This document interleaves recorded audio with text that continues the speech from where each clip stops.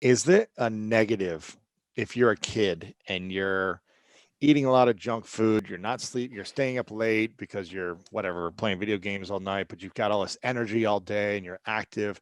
Is there a negative for in your early ages, teens, early 20s through lacking sleep, eating poorly, or is there a way to recover in your 20s from the damage you've done in your before 20? Yeah, it's a good question. I mean, certainly you can break it down into sort of the behavioral habit side, and you can talk about it through the physiologic lens. The good news is before the age of 20 or 30, we are pretty remarkably resilient. I mean, you're an athlete, so you can relate. How old are you now, Lewis? You're in your 30s. 37. So you might not have fully appreciated. I'm 47, so I'm a full decade older than you. And when I think about 17 to 27 to 37 to 47, I can really talk about those decades through the lens of resilience. Mm-hmm. Like at 17, you could shoot me and I think I'd still get up the next day. Right. Like you just couldn't, right? You're Superman. Yeah. You're absolutely Superman.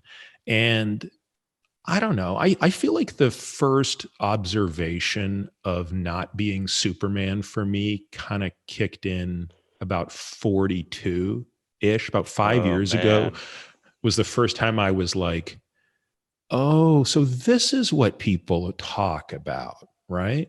Like you can't just go out and crush it every minute of every day. And I think that's just one lens, which is through the lens of exercise. But the same is true of physiology, right? Like, or I'll give you another example. Many of my patients have observed this. I've observed this. Like, I was never a big drinker in college, but certainly there were enough occasions in med school or college where I'd go out and drink far more than anyone should. And yet somehow the next day I could like get up at 6 a.m. and go and do whatever I need to do. Like, I remember one night actually being out drinking until 3 a.m. I mean, having so much to drink, it was ridiculous. And somehow getting up at 6 in that morning to do a 100-mile bike ride. Oh my gosh, man. Probably still partially drunk. But felt fine by about like 2 hours into the ride. Today, if I had 3 glasses of wine, like the headache I'm going to have the next day is going to last me till the middle of the day. Is that because your body was able to assimilate the glucose into the muscles and it used it to its advantage then, and now it's like it takes over? It's a very good question. I mean, I could sort of, speculate on what it is, but I just think there's so there's this thing called homeostasis, right? Which is one of the hallmarks of youth.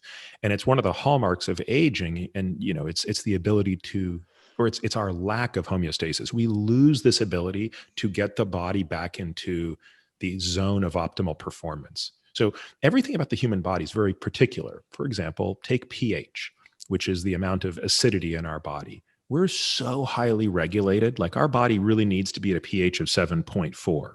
So 7 would kill you, and 7.6 or 7.7 would kill you. And this is a scale that goes from 0 to 14, to put that in perspective. Wow. Okay. So tiny perturbations will kill you. How good is our body at staying in that? Amazing. Temperature, right? You go much below about 94, you're dead. You go much above about 104, you're dead.